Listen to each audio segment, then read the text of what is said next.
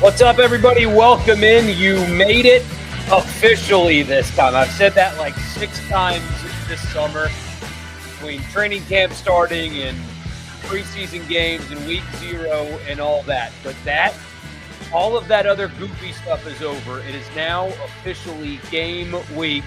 Although some of you are watching / listening on Sunday night, the rest of you are listening on a glorious Monday. College football has returned. And we're going to talk about it right here on this edition of the podcast. I'm so glad that you guys are here. Don't forget to subscribe. Just search Rebel Report Podcast wherever you get them and subscribe and leave a rating and a review. And right here on YouTube, leave a comment, all that good stuff. And I would really appreciate both of those things. So you are going to hear a lot of this from me this week, and especially after the game. It's Georgia State. You're going to hear that a lot. You need to take responsibly when it comes to a game like this, both good and bad. Like if things that you see are not perfect, that doesn't mean the end of the world. Overreacting to the opening defensive possession is not an ideal thing because there's new faces, there's new guys, and if it doesn't go well, like the first drive, it doesn't mean that the rest of the game or the season's going to go poorly. And if it's perfect against Georgia State, the context of it's Georgia State needs to be applied so that there's balance and nuance when it comes to reacting to and talking about games like this one, because not only is it a Sun Belt team, it wasn't a particularly good one last year. This is the second worst team that Ole Miss will play this season and the worst FBS team on Ole Miss's schedule. So we have to take responsibility this week, or take responsibly this week. No sweeping overreactions one way or another. It is Georgia State. But there are things that we can learn, or at least that we can watch for in this game, even though there are caveats being it's Georgia State. Would not be surprised if they're a little bit more vanilla than they will be next week. Things like that. So I'm excited. The season's here. I love college football. I love even the crappy games because college football is all I've ever known and cared about in my life. It is our beautiful, flawed, incredibly awesome, and frustrating game has returned. Week 0, great appetizer. How about Hawaii, by the way? A kicker from Japan who learned how to kick watching YouTube videos. That's how he learned how to kick. On YouTube in Japan, kicks a game-winning field goal for Hawaii. Incredible stuff there. Kansas opens a new stadium. They looked pretty impressive. Farmageddon was great. Now, neither team is going to win the national championship, I don't think, but it was a very nice appetizer to the main course of college football. So I hope you guys had a great offseason because we're here now, and it's time to go full steam ahead. My name is Michael Borky, by the way. Glad that you're here. This podcast is brought to you in part by Advantage Business Systems. Check them out online at absms.com. If you're a Mississippi business and you need technology in the office, absms.com. They'll take care of you anywhere in this state, especially if you tell them that I sent you your office technology assessment. So what you need, what your budget is, all that good stuff will be on me, absms.com. Also, Priority One Bank, they make you their priority. There's 16 locations here in Mississippi, so there's likely to be one in your backyard. They have local loan servicing and decision-making, a great online banking platform, and a staff that will take care of you and get to know you, because that's what they do at Priority One Bank. So, again, it's Georgia State. No sweeping reactions and stuff like that. But the big thing, the main thing, the thing that everybody's going to be talking about and focused on is it's Austin Simmons' first start as the quarterback at Ole Miss. And what I'm looking for from him is not a stat line. I don't care about a stat line. I don't care if he's 29 of 30 or 15 of 30. What I am paying attention to mostly in this game is sound decision-making. Does he play, you would hope, 2.5 quarters of football where he doesn't make that mistake throw, where he doesn't force something that's not there, that kind of stuff. He had that one bad scrimmage that everybody heard about with 3 interceptions, 2 of which getting returned for touchdowns. guess threw one in the mock game as well this past weekend, especially because it's Georgia State. He does not have to take risks. So how smart does he play on Saturday? I assume there's going to be some first start jitters, even if they're just very short lived. It's different when you're coming into a game as a backup. I know the Georgia drive and all that, and everybody's obsessed with the Georgia drive, but it's different when you're the starter now. This is his team, and so maybe that lasts only through warmups, or maybe it doesn't even exist at all. But I'm not looking for stat line. I'm not looking for if he doesn't throw for 300 yards, it's a bad day. No, I don't care about that. I'm looking for our untrained eyes. If we can look down and say, really don't think he made a mistake today. Of course, on film, there's going to be reads and things that he should have done or adjustments or whatever that we'll never see or never know. But that's what I'm watching for is, does he force something? Does he have kind of like a brain fart? Does he make a mistake that way? That to me is the biggest key for Austin Simmons' game. You don't have to force it.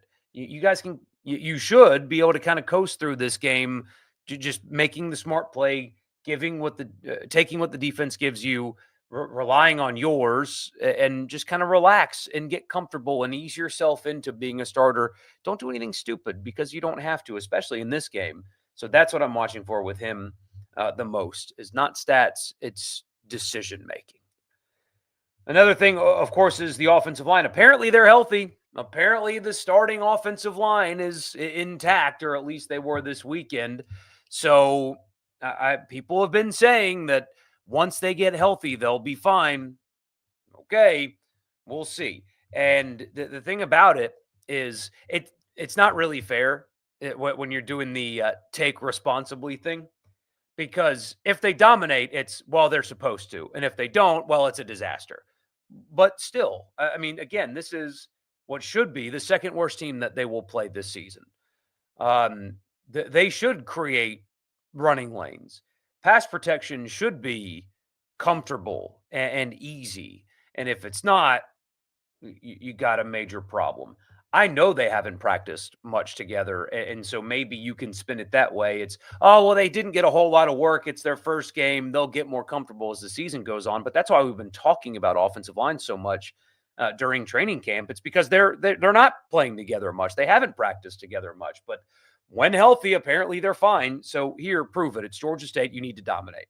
If they are not dominant up front, then here's a gigantic red flag waving right in front of everybody's faces. This is a game where protection needs to be great and running lanes need to be great. And if they're not, you've got a big problem. I still think, regardless of how it looks on Saturday, that there still should be concern until proven otherwise. But they're all healthy. So, okay, here you are. You've said that when healthy, they're fine. Saturday, fine is not good enough. Dominant is the only acceptable outcome for the offensive line, considering the opponent. Sticking with offense, the new running back room, and more importantly, depth. If Lacey doesn't look great from the start, well, then of course you've got issues. But what about after him? Because a year ago, we all know the running back situation was handled poorly, and regardless of how good or bad you think Bentley is, he is not worse than a reserve wide receiver or an undersized, unathletic walk-on. So there was clearly drama and issues within the running back room a year ago. It's undeniable. But Parrish was good, adequate for sure.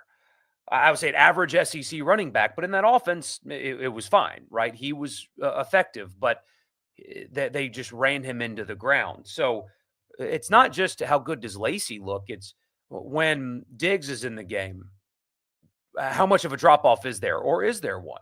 If Taylor's in the game, what does that look like? What kind of back is he? That's what I am curious about. Is Lacey, who apparently has won the running back job, we'll see if that is in fact accurate. But they had a good running game or a good running back last year, but they only had one that they actually used. And when he got hurt, look at what it became. Let's play a wide receiver there instead. If Lacey is unavailable for whatever reason, what do you have behind him? I'm watching that more than I am how good the starter is. They had a good starter a year ago. Do you have a 2 and a 3 that can actually help you win games? Of course, knock on wood, you hope there's no injury, but it's not about starter to me. It's about backups that I am more interested in this game. What do they look like after RB1, which you would expect to be pretty darn good? And then wide receivers, we've talked about them all off season.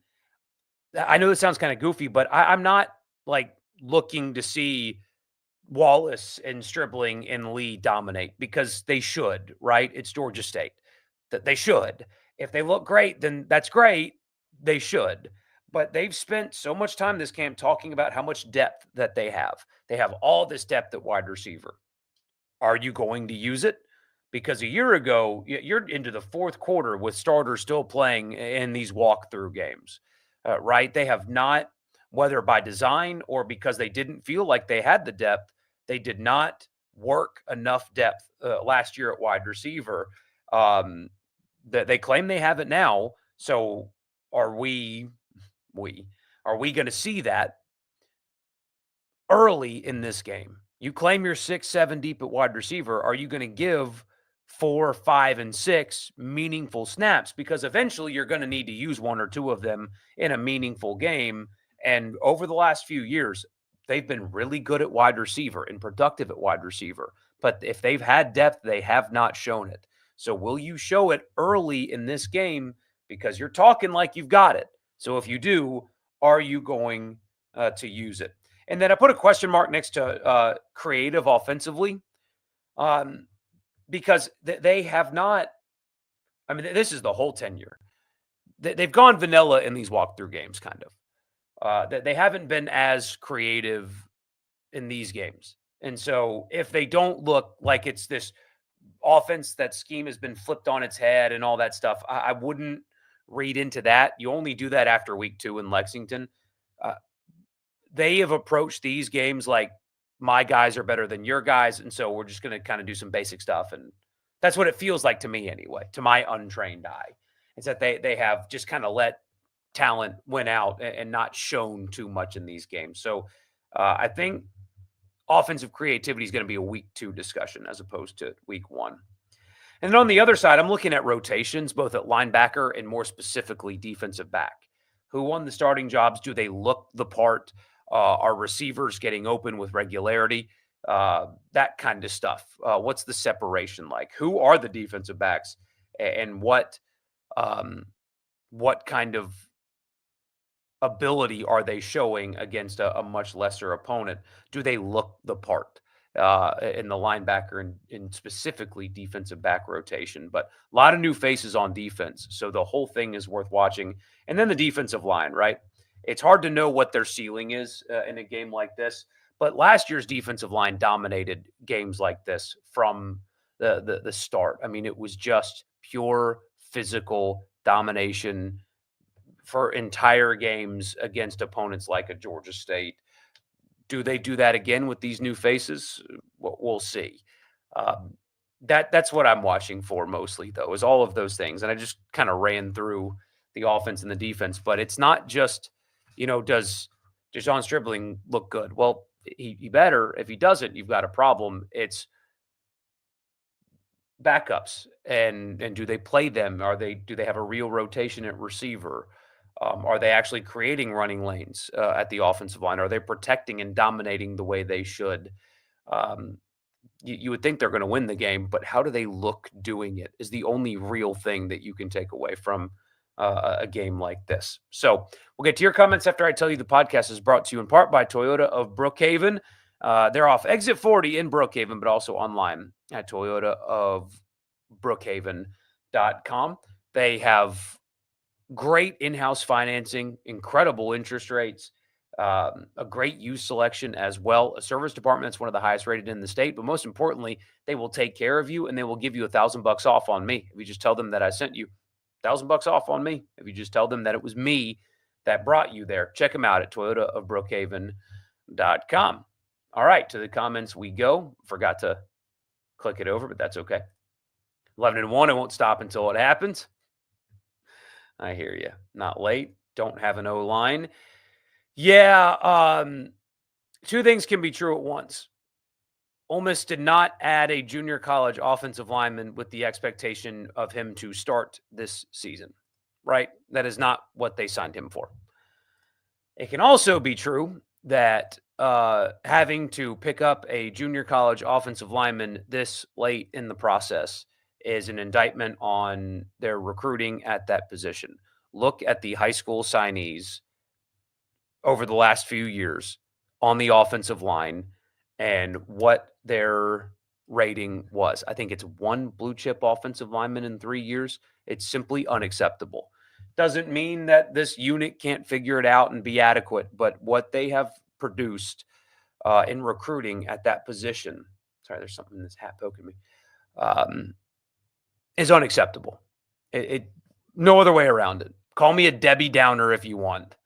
I've heard that, but defensive line's recruiting great. They're finding a way to get guys. Don't tell me it's about money. Oh, there's not enough money. There seems to be on that side of the ball. Seems to be for wide receivers. You can sign 1 billion running backs. Austin Simmons is making $1.5 million this year. Everywhere else is doing fine, adding players except for offensive line. Don't tell me it's about money. They've got to do a better job in building that unit. We'll see. Maybe this one ends up working out, but the way they've recruited it is unacceptable. Hype video Ole Miss dropped today has me ready to run through a brick wall. Yeah, great song choice there. Great song choice. Offensive line's in dire straits. We back. Basically dropped all the concern about the secondary because of what is happening on the offensive line. And it feels like, it feels like they've done a good job of addressing the needs in the secondary. Remember, we've talked about it. I know you've been here. We've talked about it. The 9 players in the secondary were either not at Ole Miss in the spring or were not full participants in the spring.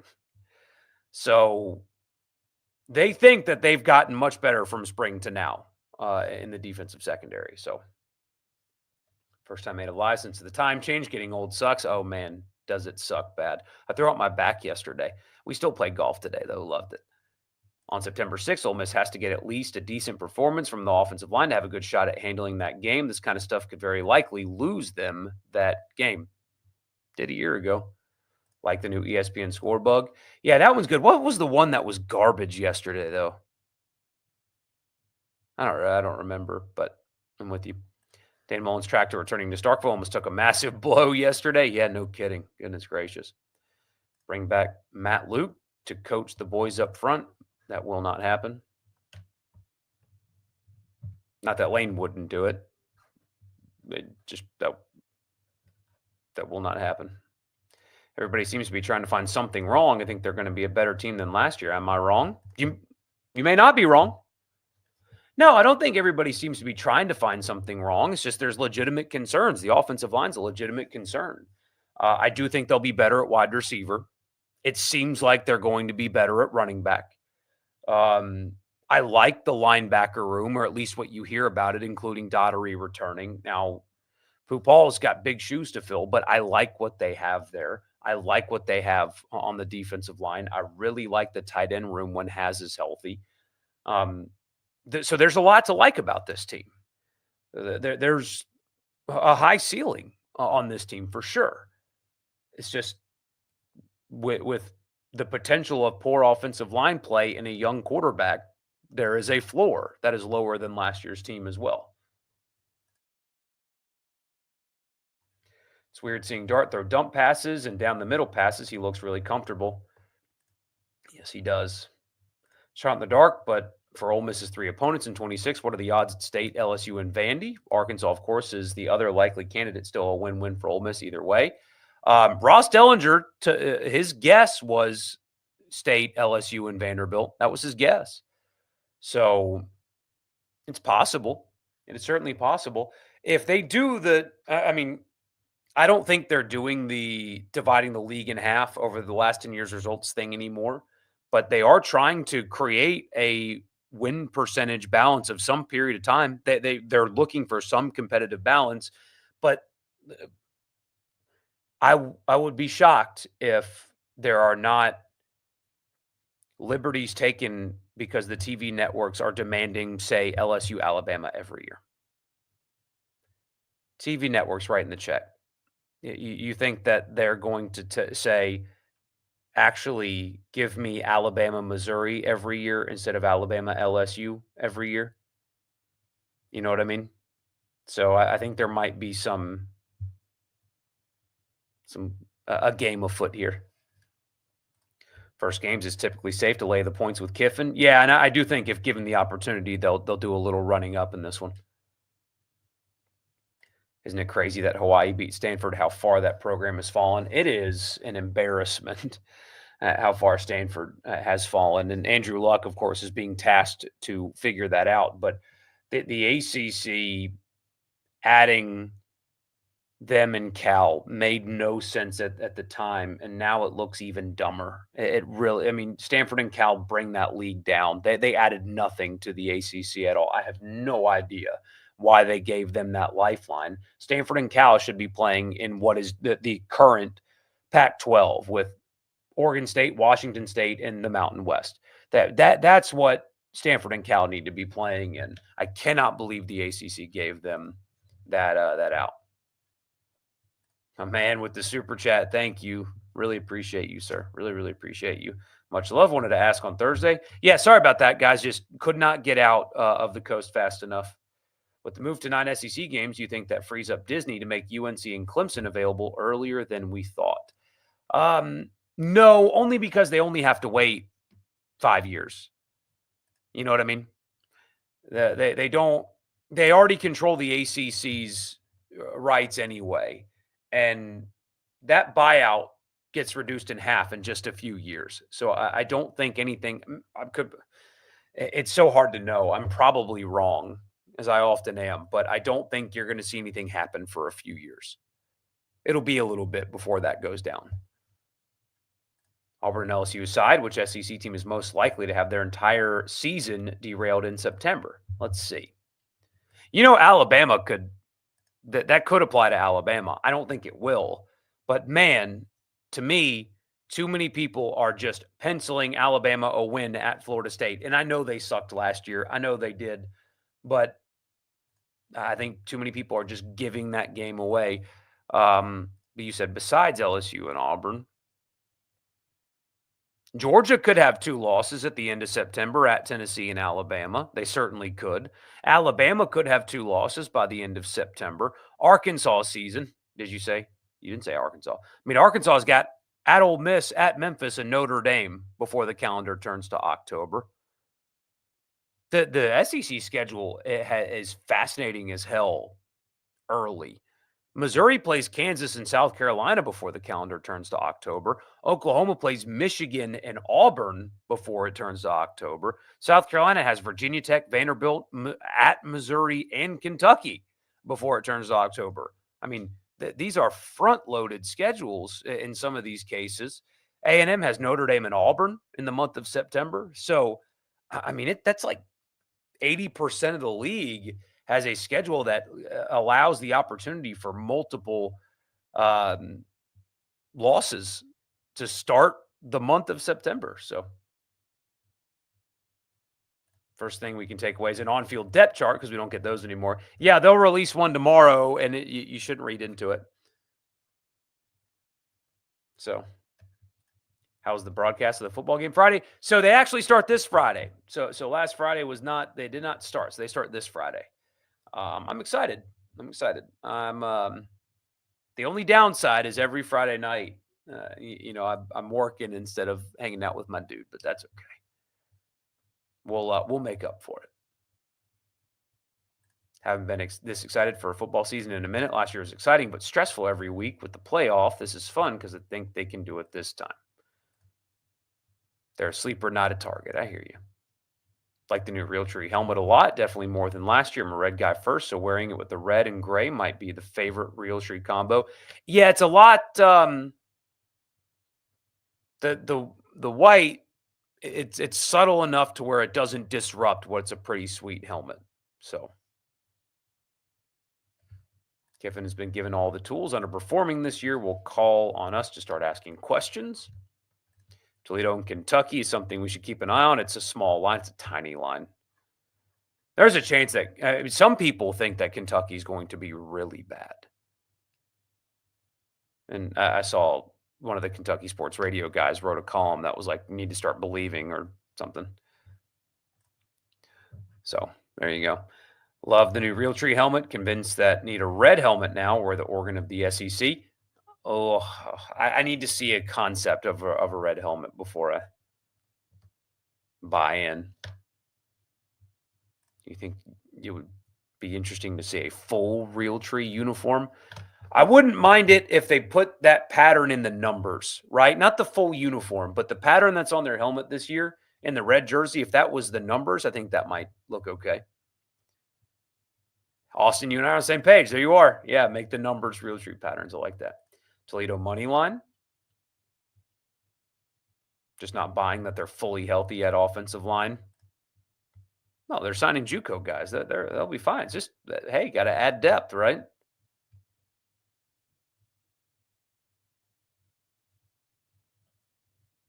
I know. I got to remember to leave the questions up longer. I got to do that.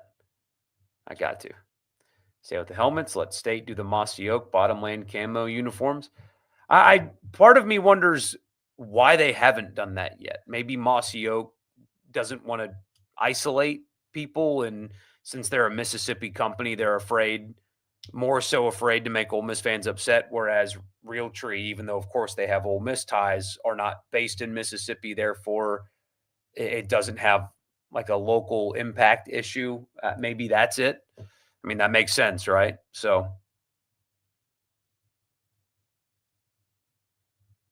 have anything on another SEC team I want to share? Ooh, I am taking the under on the Georgia win total. There's one for you. Last year, the problems with the team became such a magnified issue. It led to all this talk now about the offensive line and running back, and it's deserved 100%. 100%. Uniform prediction for this weekend. Navy gray. Get it out of the way.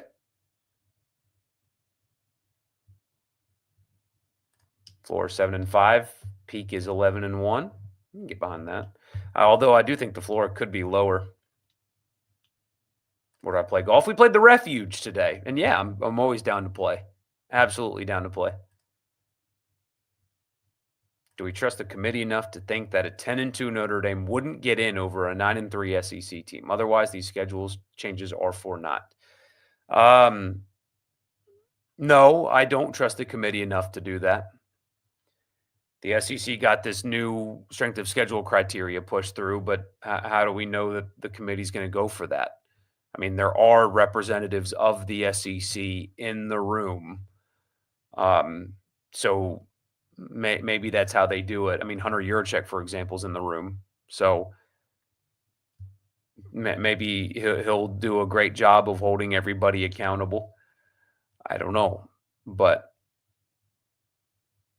I don't trust them yet until I see that they've changed that component of it, because they admitted out loud last year that the strength of schedule did not matter to them. So they gotten rid of the white red helmet design for this year. Is that true? You say those are your least favorite. I have no idea. I don't have any uniform sources. Not that I have many to begin with. But those are my least favorite. Not a fan of those at all. Outside of O-line, what position group would be most detrimental for Ole Miss if they underperformed? Cop-out answer is quarterback. I won't give you quarterback. How about defensive line? Just stay with the line of scrimmage. If those guys are not ready, then they're quote-unquote in trouble, because if you're weak on the defensive line, especially when you've got a secondary in particular that at the moment anyway is not as experienced or dependable as last year's, it could create a snowball effect. No reason why LSU shouldn't be one of Ole Miss's permanent opponents. I would bet on that. TJ Banks leads the team in interceptions, calling it now. Like that. Could Ole Miss be the team that loses everything in September? Absolutely, they could. Ole Miss could certainly have 3 losses by the end of September. I don't think that they will, but you're telling me that this team can't lose to Kentucky? They did it last year. So you're telling me they can't lose to LSU? They did it last year. If LSU isn't a permanent opponent, it just wouldn't make sense. No, it would not, and I think they will be. There's a lot of history in that game, a whole metric ton of history in that game. If Ole Miss loses to Kentucky or Arkansas, it's hit panic button time. Yep. Could they be the team that plays consistently all year long? I think so. They were a pretty consistent team last year, if you think about it. I think the earliest time an SEC coach could get fired, Sam Pittman by September 27th. He won't get fired by then. Stoops might not get fired at all this year. Lebby won't get fired by then. I guess Venables is on the hot seat, but that's still too early. That's too early for everybody but Pittman. If they lose to Ole Miss, Memphis, and Notre Dame that off week before Tennessee is a good chance to kind of just let him retire. If they beat LSU, 11-1 is definitely on the table. Don't think they will lose a home game if they make it out of that one. If they beat LSU, the conversation changes. What happens to the Ole Miss fan base if Simmons starts off slower than expected? The answer should be nothing. That should be something that Ole Miss fans are prepared for. You should be prepared for that. If Simmons starts off slow and you're freaking out, that's totally your fault. He's a young. I know he's got this talent ceiling and he checks all the boxes, and he does. Like, every bit of that is true. He is super talented and very smart and really mature for his age. However, this is still his first start. Next week is his first road start ever. It could start off slowly. And if fans see that happen and freak out, it's totally their fault, because the hype is justified, but there hasn't been enough hype with qualifiers. Like, hey, it may not happen right away. And if it doesn't, you should not be surprised. It's young quarterbacks. It happens sometimes. Last year was the least enjoyable of all of Kiffin's seasons. Are you forgetting 2022 and how that ended? You think Kentucky will finish behind Mississippi State? Part of you thinks Kentucky will finish behind Mississippi State? There are some people that think that they're that bad, but hot take, LSU's out of the playoff race by mid-October and Nussmeier underperforms. Very rarely has Brian Kelly overperformed, so lead under on most games, especially earlier in the year. Yeah, that under in Ohio State, Texas in particular is very interesting. Go Navy, Navy, white pants. It's a solid combo. White pants pop with the Navy uniforms. Yes, but remember, you got 8 home games. So do they get the one that Lane likes the least out of the way, or maybe they wear that for the Citadel? The Navy, Navy gray?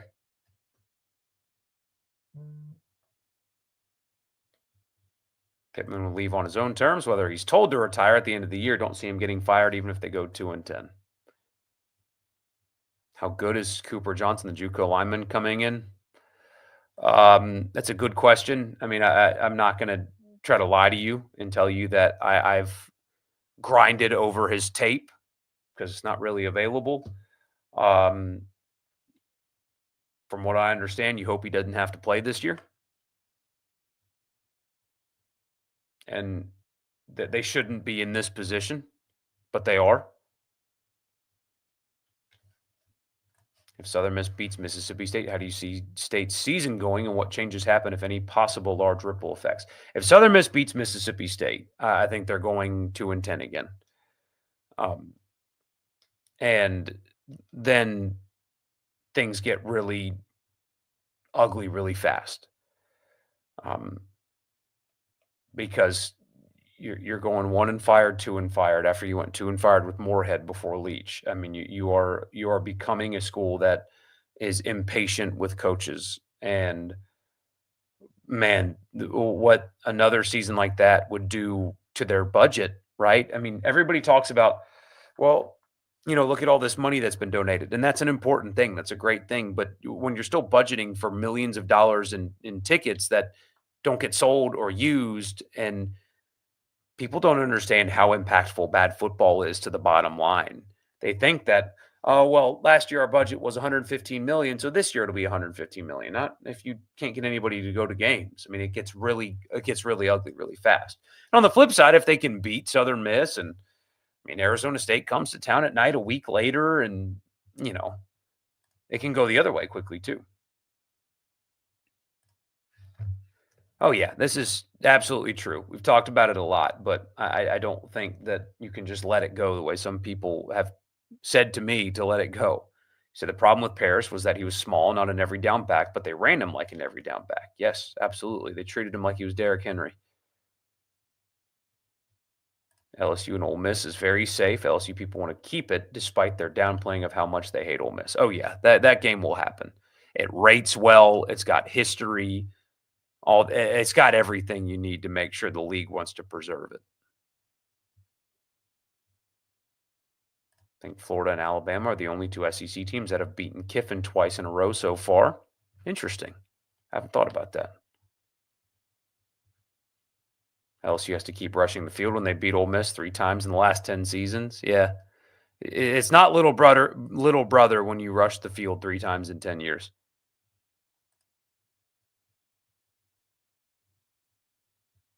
Arkansas LSU doesn't have the juice Ole Miss LSU does. Tend to agree there. Do I think Sage Ryan will underperform or meet expectations?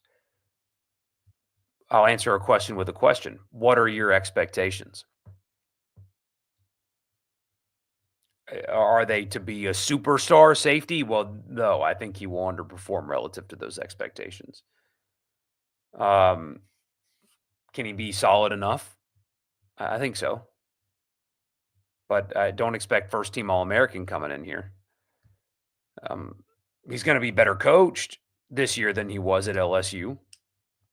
How's that a take for you that LSU fans would get mad about, but would be wrong about their anger? But no, if you have the proper expectations, then he won't underperform. I think he'll be fine. There will be times where he'll do good things. There will be times where you'll wonder, ugh, you know what I mean? If a 4-0 Ole Miss beats LSU and drops them to 3-2, does that warrant another field rush? I don't think so. Hell no. Forgive my language. No. No. Rushing the field when you beat LSU this time around, no more. No more. If you want to talk about being a big time pro, and I love rushing the field. I'm pro rushing the field, right? I love it. But the SEC is hell bent on trying to make it cost. And I hate that. I can't stand it, but that's what they're trying to do. And it's not worth the cost anymore. You say you've taken a step forward as a program. You want to be part of the big boys. Big boys don't rush the field every time they get a decent win. So I'm with you. Can see Nuss having Ewers kind of year at Texas last season. Team success is there, but just not a top quarterback in the nation. He has got to cut out the head scratchers. I think Ohio State, Texas is going to be ugly for a while. I think so too. Like 6-3 into the first quarter, something like that. How Arkansas doesn't dominate in football, I don't understand. I've always felt like they should be a powerhouse with the money they have in athletics. A lot of people have money. They're a product of hiring poorly, number one. The state itself doesn't produce great in-state talent anyway. Mississippi, even though there's 2 SEC schools in the state, produces more talent than Arkansas does. So that's part of it too. But yeah, they're a product of poor hires. That's what it is. They hire poorly. People think that their jobs just win on their own, and they don't. I would expect Ole Miss to wear a different uniform every game again this year, yeah. What do I think the Kentucky line will open at? Ole Miss minus 9, 9.5.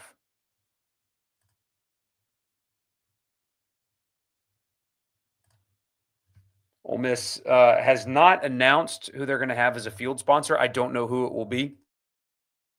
We on the radio show we asked Keith Carter about it, and his answer was basically, there's been some options, but you don't want to sell it for overly cheap because then the next contract they expect the same price. You know what I mean? So they think it's better financially to work hard and maybe wait to get a big one as opposed to just sell it to anybody that's willing to buy it, and then you become a cheap product to buy, if that makes sense. So I don't know.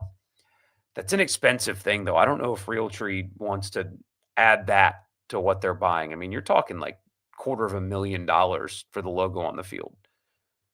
So, yeah, same live schedule, Tuesday, Thursday, Sunday, 9 o'clock at night now. Do I think the 9-game SEC schedule helps or hurts the chances of expansion? I don't think it affects it at all.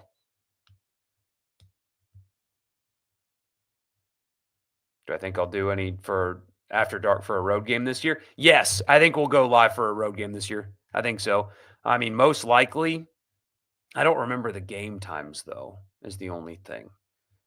And all their road games, the times were actually pretty good. But yeah, we'll do one. We'll do one. Who do I think Ole Miss's leading receivers yardage total will be this season? Leading rusher, Lacey. So I think they'll have 1,000-yard back. I think he's 1,000. If he stays healthy and he's truly RB1 the way people say he is, I think he'll be 1,000-yard back. And I think, receiver. Under 1,000, like 900 yards, but I think the distribution will be spread out pretty high. No. Caden Lee had 900 yards receiving last year. That's a good question. It all depends on if they actually use the depth that they say they have or not. No, they'll have 1,000-yard receiver as well. What am I thinking? There's a chance they have 2. They're really good at receiver. I am more confident in their receiver room than anything else that I have been in quite some time. Are you the only one that's okay if they don't play Arkansas every year? Those games do nothing for you. I love them. I think they just produce just some wackiness, but I hear you. The 23 game warranted the field rush. Not anymore. I agree. Beat State and make it to the playoffs and rush the field. That would be kind of funny. They're going to be more invested in security to make sure that doesn't happen, though. Not State, everybody, because the league is just, again, hell-bent on trying to stop it.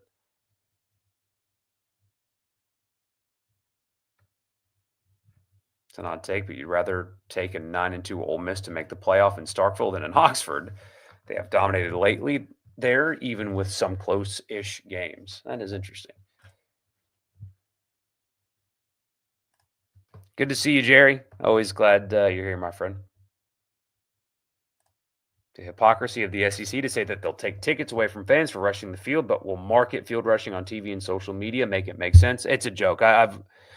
You know me. I've always been on that train. It's you talk about wanting to stop it and how dangerous it is, but be about it. Don't ask your television partners not to show it on TV, not to talk about how amazing it is. Don't use it in your promotional material. And it just means more commercials. If you're going to be about it, then be about it. But don't talk about how dangerous it is and all the reprimands and all the crap that you do, and then market its existence. But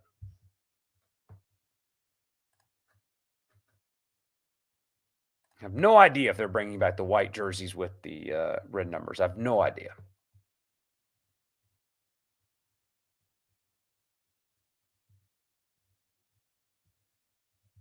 Only time it justified field rushing is if they went 11-1 or something. I would say undefeated. Yeah, at the end of an undefeated season, sure. Absolutely. Can see Damian Taylor having 15 touchdowns. They're the rumored short yardage package is going to be an interesting one. How good is the junior college running back that committed to Ole Miss? Was a great high school player. Wouldn't expect them to use him this season, not in any meaningful snaps. Yeah, so Kentucky 230, Oklahoma and State at 11, and Georgia 230. There's a chance I can't do any of those. Depends on the soccer schedule, but we'll see. Some big matchups the week that Ole Miss goes to Athens. Yeah, well, September 27th is an incredible weekend as well, but let's see. So Ole Miss, Georgia, Alabama, Tennessee, Arkansas, A&M, Auburn, Missouri. Gosh, man. South Carolina, Oklahoma. Wow. Vanderbilt hosting LSU that day. Look out. Sucks it'll be a road game, but the best chance at being part of College Game Days in Athens. Yeah, September 27th, it could be that too if LSU gets by Clemson. If Ole Miss and LSU are undefeated, they probably do go to Oxford, even though you have Alabama, Georgia. They go to those places all the time. Arkansas, Notre Dame won't get it done. I think, what is it, Penn State, Oregon that weekend? Something like that. Short yardage packages are the worst. Just wait. Never heard of a QB sneak. Especially when you had a physical quarterback like Dart, and they never did that. Damian Logan and Keywan will be a three-headed monster, and will each have 5 rushing touchdowns this year. You hope they have more than that. They need to have more than that. Tennessee Bama will be the night game on ABC. Ole Miss Georgia 2:30. I think that you're right on that one, but there's a chance. It all just kind of depends on what that looks like, but I hope so because that would be fun. Hell, might do it for a home game, just depending. It's tough. That's the one downside. I say this to you guys all the time. The one downside of working where I get to work is that I have to live in the metro area of Jackson. I don't live up there, and so it makes getting to games difficult. But I'm telling you guys, I've sat in the press box. You learn more in your seat in the stadium than people in the press box do. I promise. You have a better view of the game. And those of you watching on TV learn more than both of them. So, if Tulane's a night game, that could be a fun stream. Yeah, that could be a good one. That could be a good one. Would not mind having to play Georgia at night again. No kidding. Justice for the green. Yeah. Yeah, are there going to be think pieces and all that stuff? I mean, they threw it at the PGA Tour event.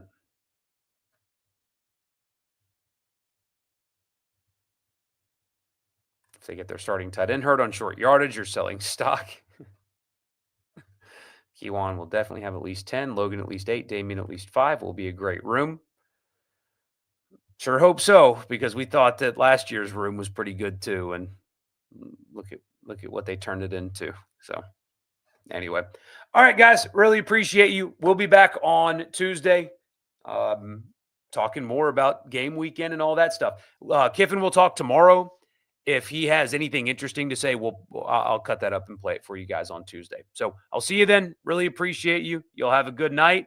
Football season's here. It's game week. Gosh, the weather, by the way. Oh, man, are you kidding me? Let's see. 78, partly cloudy on Saturday. The low of 65. You cannot beat that, guys. You simply just cannot beat that.